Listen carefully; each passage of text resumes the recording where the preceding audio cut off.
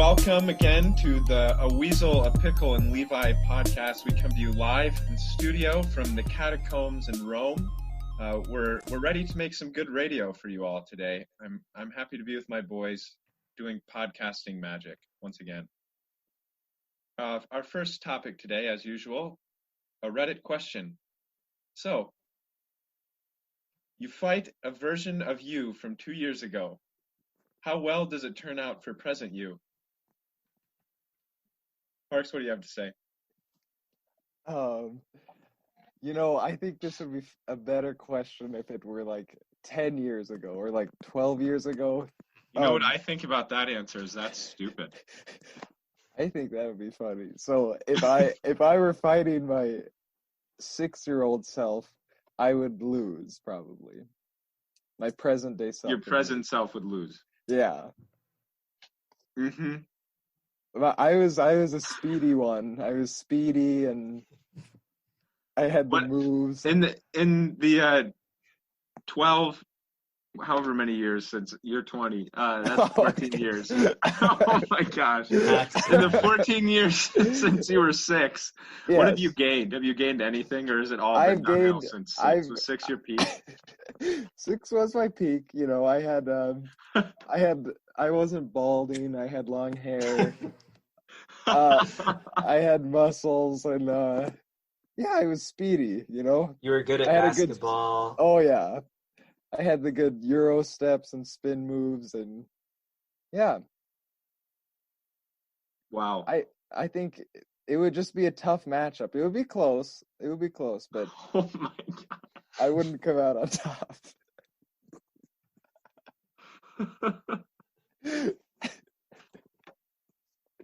I would pay so much money to see you beat up your 6-year-old self.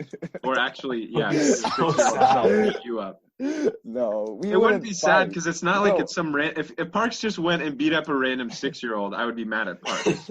But if it's himself, Parks would be the sweetest 6-year-old. Yeah, that's true. Are you kidding me? Also, I don't think neither of us would fight. It wouldn't be a fight.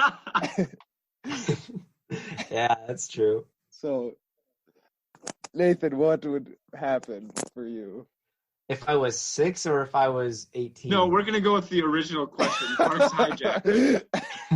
If you were 18. Well, is me right now angry at my past self? It can be however you want it to be. Well, I don't think I could catch me from 2 years ago. Really? Ah, yes. I used to run, and now I can't. I think you're pretty fast, Nathan. I think you're but I don't run cross country anymore. I think you're a big tubby. Thank you. No, you're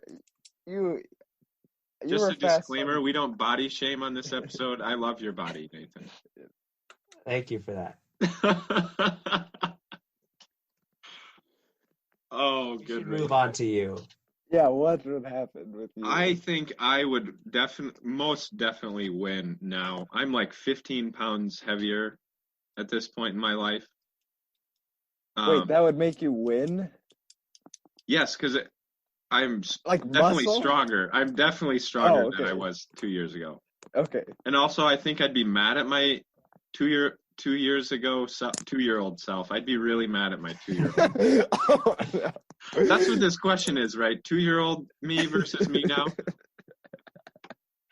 Gains 15 pounds in 18 years. Since I was a toddler, I gained 15 pounds. Oh my. Yeah. I bet you would win present day Chase. I think I would be mad at my 18-year-old self for being like just stupid. I don't know. I wasn't that dumb at 18, but yeah. Yeah, there's some things I would make myself change. Yeah, that's a good.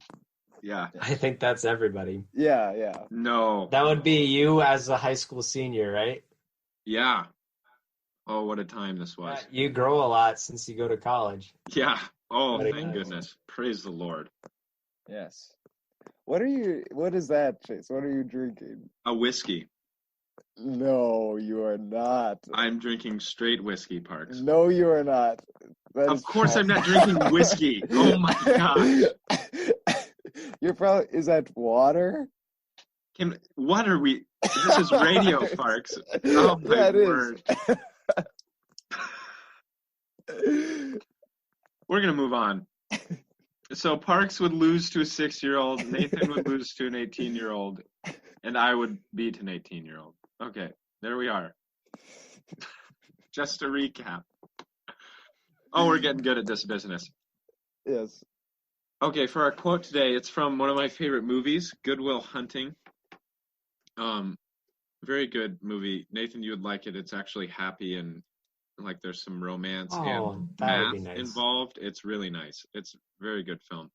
But the quote is from a therapist in the movie that the main character gets really close with, and it's you'll have bad times, but it'll always wake you up to the good stuff you weren't paying attention to.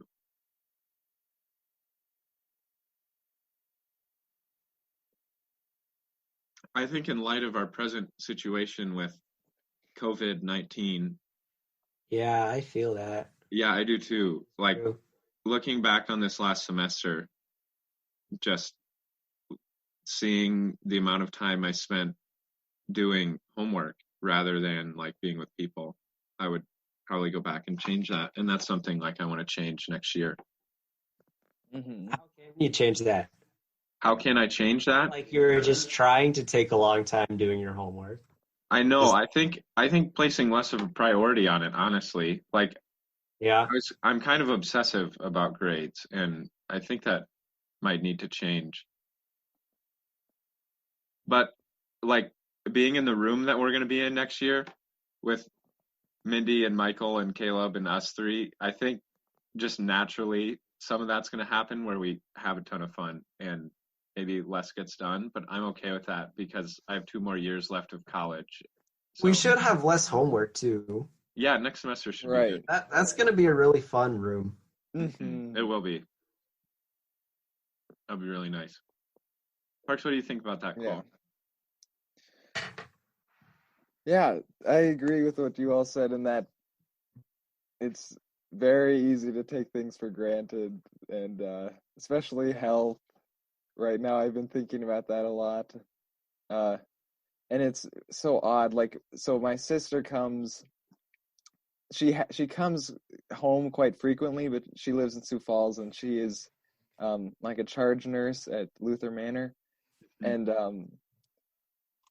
it's so odd being so weary about health around her now, especially like even her last visit, which was today, for probably a long while, we were even trying to, it's impossible inside a house. You're not going to do this well, but we were talking about, staying 6 feet apart within the household. And, Yeah.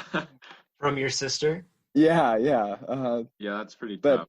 just having to think about that and paying more attention to all of that, kind of dampens, I don't know, relationships a little bit, but not too badly. I mean, it was Yeah. good, but Like Well, that'd be hard if you can't see someone for a long time and you care about like your sister and you can't just be close. right, yes. Mhm. I'm sure. One of her coworkers tested positive, right? Yes, someone who works at the Village, which is another place in Sioux Falls, and Luther Manor. She works at both. And thankfully, no one has shown symptoms in Luther Manor apparently yet. So they haven't tested anyone yet. But like this is asymptomatic, I think. So it does not mean that It can be for a while. Yeah, exactly. So yeah. But I would say health is a big thing I've been thinking about more recently. So yeah. I miss sports. Like Sports? yeah, Or which playing even I didn't sports. even do that much. I think I don't know. I'm excited for when this is all over and we can like go back to normal and see people and stuff. I think that's going to be like a big relief. And church, like yes, being able I to do be miss together church. and say the Apostles' Creed and take communion and sing together. That'll be really, really nice. Yeah. Yeah, I opened up a Psalter hymnal last night and I played through actually like 30 different songs from it on my trombone, like after Nice. church, because I I missed thought it so you much. played recorder. Oh, yeah, sorry, I lied to you. That's awesome, Nathan. That sounds so relaxing and fun. I did that yesterday. I played the harpsichord for at least 6 hours. You know, I'm grateful for FaceTime. Yes. So grateful for that. Yes. I get to FaceTime Lindsay like, I don't know, 15 different times throughout my day if I want to. Yeah. It's really nice. That's fun. That's yeah. very good. It is really nice. We still get to share our days together for the most part, so it's hard being apart. Yes. Yeah. Absolutely. So that wasn't so much something that was taken for granted, but it makes something you you miss. Yes. Yeah. And you guys too. It's nice to be able to do homework and hang out, do this over Zoom. Yeah. Right. I miss you guys a lot. Yes. As do I. Yeah. Nicole and I got to FaceTime for a good while last night. Now it's really good. So I am very thankful That is nice. And I got to meet with Shay a bit yesterday on Zoom. So oh, nice. That's a good thing. Good. Makes you be intentional with your conversation. Yeah. Is he quarantined in California now? Not particularly, not more than anybody else is. Oh, no, I mean, like, is everybody on lockdown? He said, like, you can drive around and stuff, but if you get, like, pulled over for speeding, they fine you really bad or something. That's what he said. Okay. Yeah. Okay, let's move on. This next topic, Parks, I thought of earlier this week, listening to this guy that we both have a deep appreciation for. Yes. Can you guess who I'm thinking of? Wait, listening to a guy we both have appreciation for. Listening to him speak? Sing.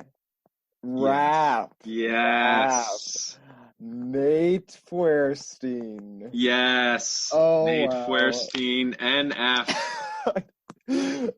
This topic, we're going to talk about what makes him so great. Nathan, you can chime in too. You can chime in if he's not great to you, if you don't like him. He's the only rapper I like. I've heard some of his songs. Yes. That's good. He's my favorite rapper. That's absolutely certain. I don't like a ton of rap, but yeah, same. Oh my goodness. Oh, what incredible. A lyricist. Gorgeous. Sparks, can you go deep dive a little bit on why you like him so much and what makes him so good? Yes. Okay, to start on a shallow note, he enunciates. Incredible. Oh, he can rap fast, but you can actually hear what he's saying, and yes. Yeah, wow. That's honestly one of my favorite things on a shallow level, I guess. But also his lyrics. Oh, he is a genius just for writing lyrics that are deep, like just constantly deep. I think a big thing that I love is how sad he is. All of his I know. All of his music is so sad. Yeah. It's a pretty common theme with both of you. You both like a ton of sad stuff. Yeah, that's actually kind of our next topic, but we're going to stay on NF for a little bit. Yes. And I appreciate his faith integrated in his music as well. It's evident. Yeah, so for sure. I just honestly, I think I could listen to him any day of the week and not get. I could get tired from hearing him, as with any artist, but it's rare with him. Like I am always ready to listen to NF. Yes. Yeah, the first 12 songs on on the search. Oh no, this is not gonna be good. Time limit. I hope that doesn't happen. Oh. That's fine. I can edit it. But the first like 12 songs on the search are some of the best music I've ever heard. Like that album is I've listened to that album so many times. Yes. And, Nathan, yeah, Nathan's heard the search. I've heard it. Yes, yeah. Yeah, I've heard that album. Yeah. I think his ability to be like so raw and honest and put it in like such a brilliant and beautiful way. Like I could never string words together in the way that he does, and so eloquently. And yeah, it's gorgeous. And like he mixes up the rhythm so well.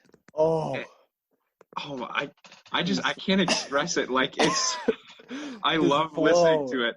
Yeah. The flow is great, and it's has such lyrical depth to it, and Yeah. like makes you relate to things and be like, wow, like I felt this way, but I could never say it in this way. But like I totally get what he's going through. And some of it is like I'm not actually that depressed like his music is, but like I can still really appreciate what he's spitting out. Oh yeah. Look, costs are You high, should they put a multiply, link. and cause divides and forced to fight the poison I've been sipping on is quite the bite. It killed me twice, they rigged the lights, y'all can see the parts of mine that aren't so bright. See, often I apologize and authorize the awful times to pop up, Nate, like I'm right behind you. I'd advise you not to...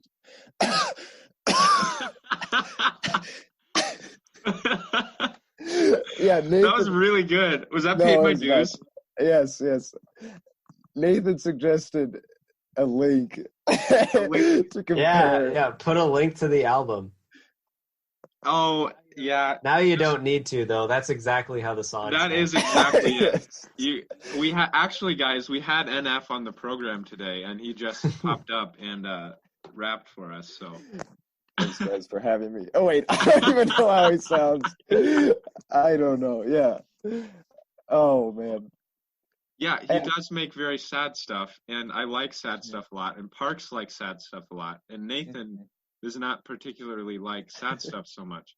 So depends on the sad stuff. I want to talk a little bit about why Parks and I like that stuff so much, and maybe why Nathan doesn't. So Nathan, like some movies that Parks and I enjoy, like The Prestige or Shutter Island, some of that stuff is like really sad. Did you watch Prisoners? Yeah, I think so. Remind me what that one's about. That was the kidnapping one. Oh yeah, I hated that. Yeah, I'm sure you did. That one's wretchedly sad. But like what about it like makes you revolt against it so much? Well, I don't think I had a problem. Like Prestige was a pretty good movie. I did like that. The ending was kind of sad and kind of gross. But like, I don't know, the language wasn't too bad throughout the movie and it had a good storyline, so I did appreciate that. I hated Prisoners just because of the language and because of the gore in it. Oh yeah. So like I don't like to fill my mind with that kind of stuff. Okay. And I watch it okay. I just feel bad watching it. I feel guilty watching it. Okay. So it's not necessarily that the content is so sad, like, or the story is so sometimes I do get invested in movies. Like Parks, do you remember The Mist? Like even though that was pretty, like it was so bad that it was funny at a couple points, and let's ignore the fact that it was like really graphic and gory. That was sad, and I do get invested in movies, but I kind of like that a little bit sometimes. But yeah, I do feel guilty watching movies like Prisoners. Not something I enjoy so much. Okay. Yeah. Understandable. Hey, Prisoners, the one thing I didn't like about it was, man, I feel kind of rotten with just that guy getting beaten like the entire movie, and like he's done like nothing, basically. Like, I mean, that just kills me. I don't know. That's rough to watch. I agree, Nathan, with some of that. Yeah. not to go down like the path of whether gore and stuff in movies is wrong. That's not necessarily where I was leaning with this question. But for me, at least, like with sad music and sad movies and things that end sad, I think in the times where I've been more mentally like stable in my own life and emotionally healthy, I've liked sad stuff more because I can handle it. I don't know.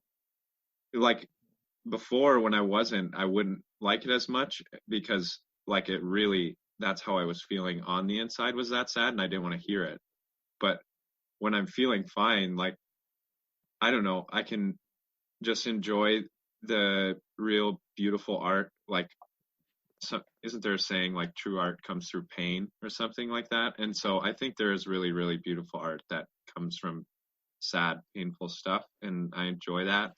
And I think sad things are oftentimes like really honest in a world where a lot of the times we just gloss over the hard stuff, but some sad music and sad movies can deal with things that people feel but don't really want to talk about.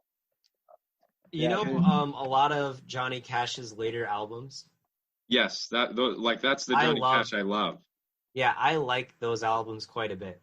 And those are I like that kind of stuff. Yes. Yeah, and that, like, a lot of that stuff is really sad.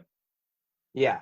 But it's like really good, and like it's not all super sad. He definitely has some happier stuff, and that too. But like I think it's got good ideas though. Oh yeah, that was a roller coaster. Yeah, if you want to listen to just a crazy roller coaster ride of a song, "Banks of Ohio" by Johnny Cash. Boy. Yeah. Definitely sad. Yes, there's something going with what you all are saying, I think, is there's something beautiful about seeing someone just, even on screen, I guess, like pouring out their raw emotions and oh man, like that's, I think, important to, I don't know, be aware of at least. And yeah, there's definitely a balance. Like with what Nathan is saying, like with content wise being hard to get through and like bad for us, like negatively affecting us, which is definitely something to understand and consider. And you can, the movie that we watched, and Chase, you've seen this too. Shoot, what's the name? Like where they step on Jesus's face? Oh, Silence. Silence. Yeah. So that's a movie that's hard to watch, but that's one that I appreciate a lot, and I'm glad I watched, just because of the message that it has behind it. And it's like sad and gory. It's sad and gory with a purpose in my mind. And like I still don't appreciate the goriness of it. Like, right. I don't know. Even that makes sense. Yeah. Yeah. In my mind, I don't need to see it. But I think it's a good movie that makes you think quite a bit about important things. And that's kind of the point of our movie club that we're in, Parks. Yes. Oh, for sure. Yeah. Yeah, I just wanted to add that one of my least favorite things in this conversation of sadness and films and anything sad is just, I can't stand like cheap thrills, like in like The Mist, for example, was not my favorite because I cannot stand seeing like gore like Nathan's talking about, especially with, in my mind, kind of no purpose, and if I'm not connected just for like pleasure, pretty much. Yeah, like that is not. Yeah, I don't enjoy that either. That's a good point. Yeah, I also, this might be veering off too far, but I also don't like comedies, like at all. Yeah, that's my least. I remember. Favorite. Oh my word! Okay, this like somewhat tied to your comedy take, which I think I like to laugh. So every once in a while, I like a comedy, but most of them suck. I agree. But after Endgame last year, we went to like the really late showing, you, me, and Nathan. And then afterwards, Nathan and I are pumped about the movie. but you're just like, oh, it was pretty good. It wasn't sad enough. It wasn't real enough. It's an Avengers movie. Yeah, what are you expecting, Mark? Oh my goodness, that upset me so much. I love sad movies, and I love sadness. I love real things. I love emotions, whatever. But I'm not walking into an Avengers Endgame movie, a culmination of 10 years of work, thinking, boy, I want to bawl my eyes out because somebody's getting the crap beat out of them unjustly or something. I hope Thanos wins. I hope everyone dies. Yeah. Oh, okay. Okay, guys, no.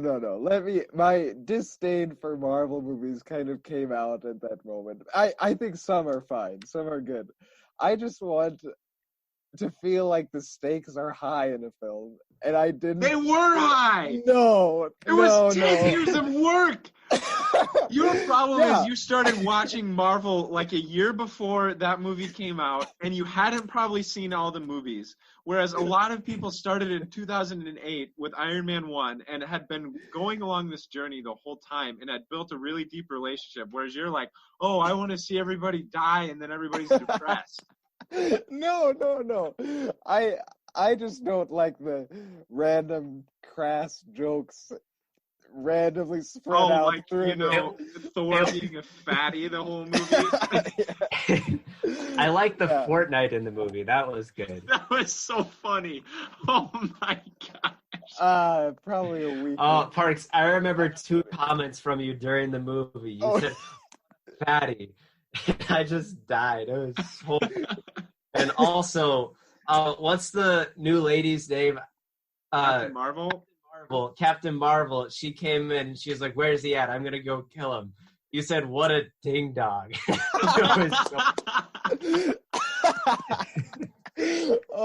was so fun. I enjoyed that so much. I don't think I've ever laughed harder in a theater than when, like, the women all teamed up to, like, go defeat Thanos at the end. And, like, we just died laughing. Nobody else was laughing in that theater, but I was crying. My stomach hurt so bad because it was so blatantly obvious what they were trying to do.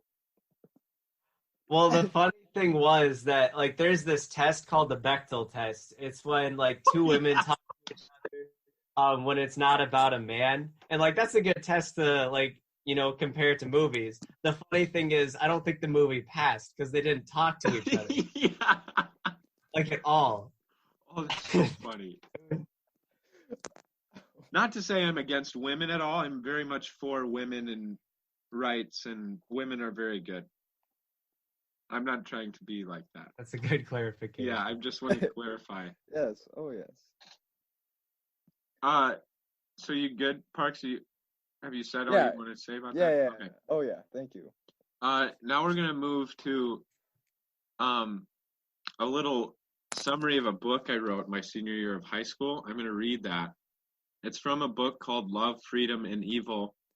Does Authentic Love Require Free Will? And it's by Thaddeus J. Williams. I don't really know him, but this book was good. So I'm going to read that if you guys want to pull it up and read along with me. Okay. Love, Freedom, and Evil by Thaddeus J. Williams is a critique of libertarian free will and a defense of the reformed understanding of God's sovereignty and human responsibility. Williams starts off by rethinking free will as a requirement of true love. He then tests libertarian free will's biblical depth capacity.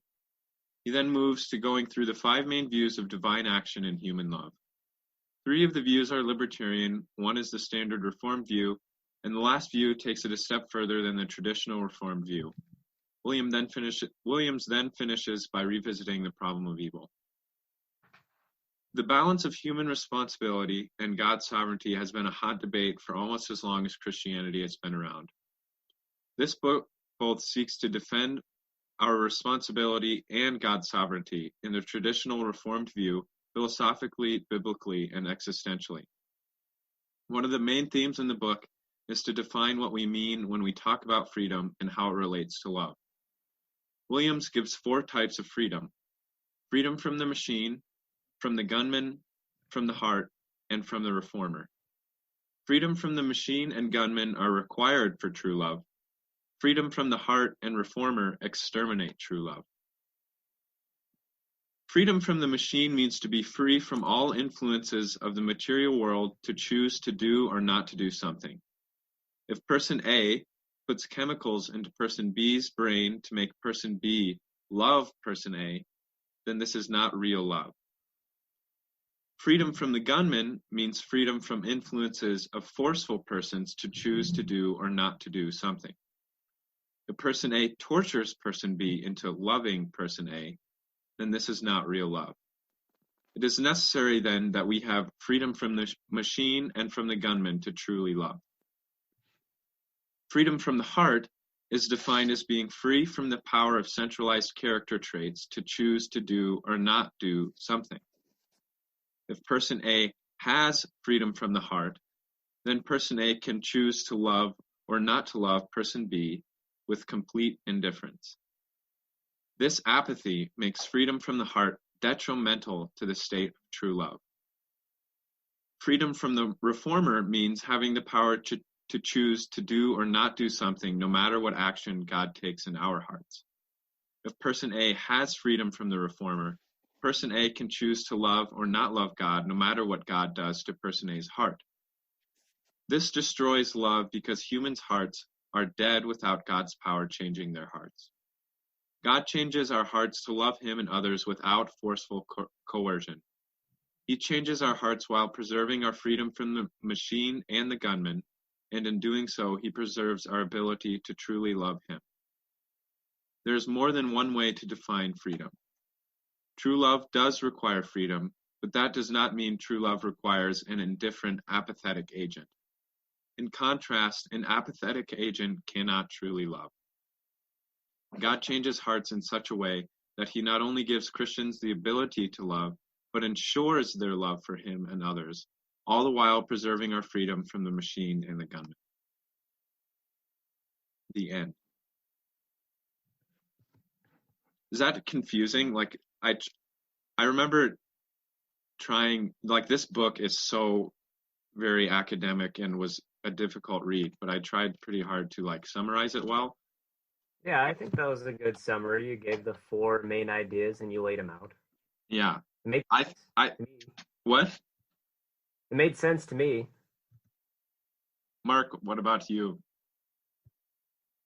Yeah, I liked did you get the descriptors of persons A and B from the book, right? Or was I think that was in the book. Yeah, I'm not that creative. Okay. Well, like, that's a good way that was really effective. That was well it helps, explained. like, show what he's it helps portray what he wants to. And I think it's just, for me, it was really profound reading it because, like, of course, the normal view is that you have to be free to truly love someone. Like, you can't be forced into loving someone. But, like, there's different types of freedom, obviously. And so, like, being forced by chemicals or forced at gunpoint to love someone isn't love. But if your mind is forcing you to love someone, like, I Can't Help Falling in Love with You, the Elvis song, like, that's not like you aren't free to love that person, but also there's something inside you that just makes you want to love them. And I don't know, there's a difference there between the outside coercion and the inner working of your heart, right? Are you talking about, like, somebody, like you said, apathy, a person with apathy in there? Yeah. So, like, someone who has no ability to have feelings, so they can just say, yes, I do love that person, or no, I don't love that person? Mm-hmm. Because that would be freedom from feelings. Yeah. Which, like, that's not real love either. So, like, there's a point where freedom from certain things destroys love, but freedom from other things is necessary for love. That was my big takeaway from that book, at least. Yeah. Yes. Normally people don't propose to people, like, at gunpoint saying, hey, do you love me? Yeah. That's not so good. You have that freedom. Right. Wow, how long was this book? Because this is a nice synopsis in, like, under 2 pages. I think it was just like around 200 pages. So it Okay. wasn't super big. Okay. Yeah, 214 pages. But one of the more difficult books that I've read. I would recommend it though, especially just thinking about how our freedom plays in with God's sovereignty and choosing to love him and how that all works together. Mm-hmm. I think we hit that on every podcast. Yeah, we're true Reformed men in that we constantly have to talk about God's sovereignty and our freedom and how that plays together. Of course we do. Hey, before you go on, can you tell me about the history of this? Like, was this written a long time ago? And no, this is like 2011. This is from British Lit? No. This class, I was in Brit Lit at the time of this class, but I got to choose whatever book I wanted to. So this was just. I see. Yeah. I was trying to. Okay. Yep. That makes sense. Yep. Yeah. Okay, so having read a summary of a book that I once read, let's talk about our favorite books to close out the podcast. Ah, yes. I have mine. Favorite books? Do you like books at all? I love the Bible. Oh my. I do, yes. Okay. Caveat. We all love the Bible the most. Now let's move on. Okay. Nathan, do you want to... I have a series the Psalter hymnal. That is a very good book. That is true. It's not the good book, but it's a very good book. There are some good songs in that book that I like a lot. And it's got the Heidelberg Catechism in there. Oh, what else do you need? The Belgic Confession. Oh, yeah. Canons of Dort. Nothing else do we need. You know what I read when I was a kid? Fictional. What? I'm trying to think of a fictional book. I don't have anything. I loved, when I was a kid, I loved the Magic Treehouse books and Series of Unfortunate Events. Series of Unfortunate Events, favorite series of all time. Because I was left feeling just sad, depressed, and pondering life. And at a young age, you were already desiring like those tings of sadness constantly. Yes, Jesus was a man of sorrows, so yes. You are correct, Parks. Thank you. Yes. Mm-hmm. So, our viewers can't see this, but I actually really do love this book. This huge atlas. Atlas of the world. Oh, I spent hours and hours and hours reading this front to cover over and over again when I was a kid. Got so many good maps in here. Nathan is the greatest geography whiz in the history of, I think, the world. So Nathan's really good at geography. Yeah. I like maps. That is incredible. True. Oh yeah. Nathan, did you have the geography bee when you were in school? Yeah, I did. Did you win? Yeah, a couple times. Did you go to state? Yes. Mm-hmm. Nice. I didn't place at state, though. State's tough. Really smart people, yes. Oh, yeah. I remember seeing you there. Yep. In Iowa yeah, State. Went to the Iowa State. Oh, yeah. Oh, yeah. Good. I was at the national level, so. Oh, my word. Okay. I love Uncle Tom's Cabin. That's probably one of my favorite. Who's that books. by? A woman, I think. Oh boy. Yes, I think I have it. I have it on my shelf, but I can't remember who it's by, and I've definitely never read it. Harriet Stowe. Yeah, I have no idea who that is. Sounds right. Yes. What did you read that for? That's a classic novel, isn't it? Yeah. I think it was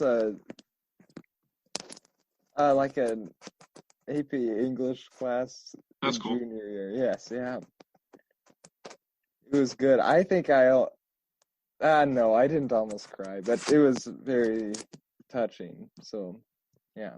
What's that story where they float down the river? Huck Finn? Yeah, I like that book. Oh, yeah. That's a good book. Good one. I read that last year for Coronati. Have you guys read Grapes of Wrath? Mm-mm. Okay. It's by Steinbeck. Is that his name? Yeah, I think so. Yeah. I read of Mice and Men. Mm-hmm. That is a sad book. Yeah. I like classic novels quite a bit, or at least I like the idea of classic novels. I like to collect them. Oh, nice. I like to think that I'll read them sometime, but that probably is not going to happen. I know we all like. I'm drawing a blank on his name. He wrote the Screw Tape Letters. C.S. Oh, Yes. Yeah. Oh, That's yes. a really good book. I'm in the So middle of good. that one right now. Screw Tape Letters is really good. I think C.S. Lewis in general is probably my favorite author ever, and maybe that is definitely a popular opinion, but it is it's true for me. Like, I could get behind really that too. Yeah, same. Mm-hmm. I've read quite a bit of him, and even though I think he was quite free will thinking and he's not a reformed guy, but I still love what he had to say and how he had to say it. I like his nonfiction space trilogy books. They're similar to Narnia, but for older people, and they're really profound and super fun to read. Yeah. Oh yeah, what's up, Parks? Oh, were you the one that told me that you wished the Narnia movies had been darker, to match the books? Or was that someone? I never said that to you. Oh, okay. Okay. Someone told me that. I mean, that would be great. I would be fine with that. Yeah. Sorry, proceed. Yes. And then the other thing that really sticks out in my mind of C.S. Lewis's is A Grief Observed, which is it's 4 chapters. It's not really a book. It's just kind of his journal through the time when his wife died, and it is just heart-wrenchingly sad, and it's so honest, and I don't know, I think it can be really comforting for somebody who's going through something as difficult as he was with losing his wife. And so yeah, I really liked that. How did do you know how she died or what happened? I don't know. I can't remember. Okay. They got married later pretty later in their lives. And so I don't know how long they were even married before she died, but he was just wrecked by it, destroyed. Yeah. But I'd probably say my favorite book of all time is Fahrenheit 451, which is a dystopian book where books are not allowed in that world. And I don't know, I found it very fitting for the world we live in today, just being consumed by entertainment and not by deep thinking. Right. I read that book in high school, I think. Yeah. Nice. It was crazy. That's an old book, and it applied so much to when I was reading it. Yeah. Mm-hmm. That and A Brave New World are written 50, 70 years ago, but still just on point for the times we're in. Yeah. So Nathan, you're going with A Psalter Hymnal and The World Atlas as your favorite. I'm going to go with The World Atlas. Yeah, those are 2 really good ones. Oh, yeah. Letters a lot. And I also read Mere Christianity in high school, and I like that one a lot. Yeah. I would like to read Fahrenheit 451. I definitely recommend that. Yeah. Well, boys, I think this was a good podcast. We wandered through some topics. I have a final question that I've been on my. Do you guys during this quarantine time have you guys been going to a specific snack? Or is this is the question that I want to talk about. This is it. What have we been doing for 50 minutes? Yeah, I know. I've been curious. I thought about this while I was consuming my go-to snack during this quarantine time today. What's your go-to, Parks? I want to hear you. It's very odd. I think so. We haven't been going, out to Walmart as much, and actually, we don't go out to Walmart. We order online, and they help us. Yes.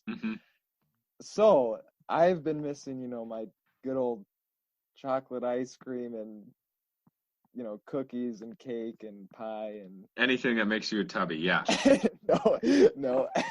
So I've been taking graham crackers, slathering peanut butter on them, and just pouring chocolate chips on them. You're making me hungry, Mark. That sounds really incredible. Good. Yeah, that sounds so great. Good. I've heard of graham crackers and peanut butter, but that's a good step. What a combination. Yeah, it's good. I've just been eating a ton of peanut butter and baked goods too. Good. Mom's been making banana bars, and Lindsay's mom sent me a bunch of Monster bars. Oh, It's really good. Living life to the and fullest. just actually a ton of peanut butter. Like I have peanut butter and jelly all the time. Oh, that's fantastic. Yeah, good protein. Yeah, that's going to be like half my diet. Wait, next semester. Yeah. Next semester, 5-meal plan. Hey, Nathan, what are you having for breakfast and lunch today? Oh, half a jar of peanut butter. Yeah, pretty much. Oh, yes. What about you, Levi? Have you been eating water?